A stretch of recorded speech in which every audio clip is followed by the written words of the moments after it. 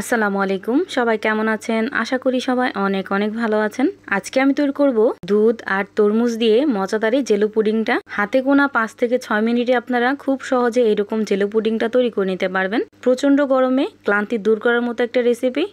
আশা করছি এই ভিডিওটা আপনাদের কাছে খুবই ভালো লাগবে।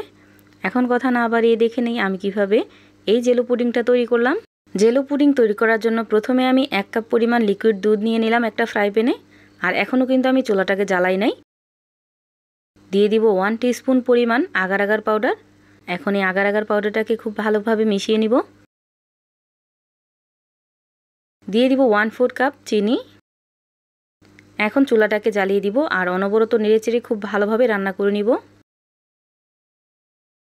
2টা থেকে 3টা যখন বলক চলে আসবে তখন আমি চুলাটাকে অফ করে দেব।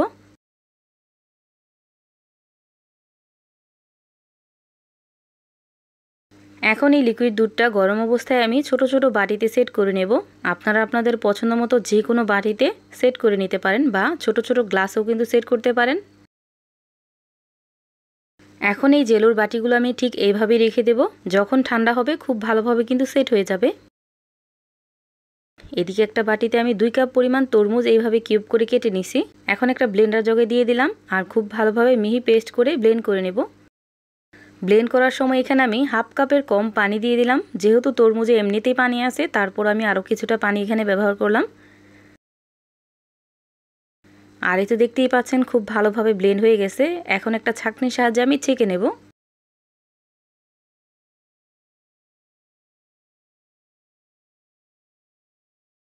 এখন এখানে দিয়ে দিব 1 টিস্পুন পরিমাণ আগার আগার পাউডার। দিয়ে দিব 2 চামচ পরিমাণ চিনি। এখন এই আগার আগার পাউডার আর চিনিটাকে খুব ভালোভাবে মিশিয়ে চুলাটাকে জ্বালিয়ে দিব। চুলাটাকে জ্বালিয়ে এখানে 1 চামচ পরিমাণ রুহ আফজা দিয়ে দিলাম। দিয়ে দিলাম 1 চামচ পরিমাণ ইসবগুলের ভুসি। এখন অনবরত নেড়েচেড়ে খুব ভালোভাবে জাল করে নিতে হবে।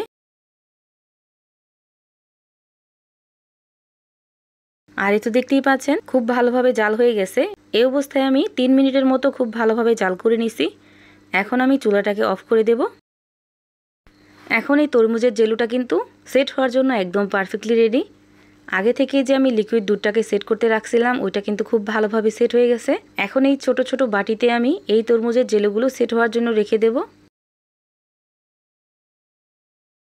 এই অবস্থায় চাইলে আপনারা নর্মাল ফ্রিজে রেখে দিতে পারেন, তাহলে কিন্তু খুব সহজে তাড়াতাড়ি সেট হয়ে যাবে।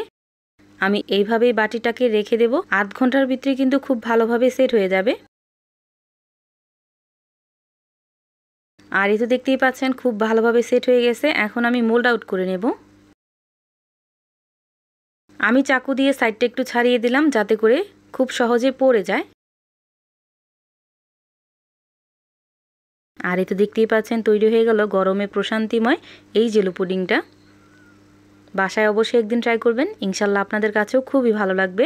এখন আমি এই জেলো পুডিংটা আপনাদেরকে একটু কেটে দেখাচ্ছি যে কতটা পারফেক্ট হয়েছে। ভিডিওটা আপনাদের কাছে কেমন লাগছে অবশ্যই কমেন্ট করে জানাবেন। সবাই ভালো থাকবেন, সুস্থ থাকবেন। আল্লাহ হাফেজ।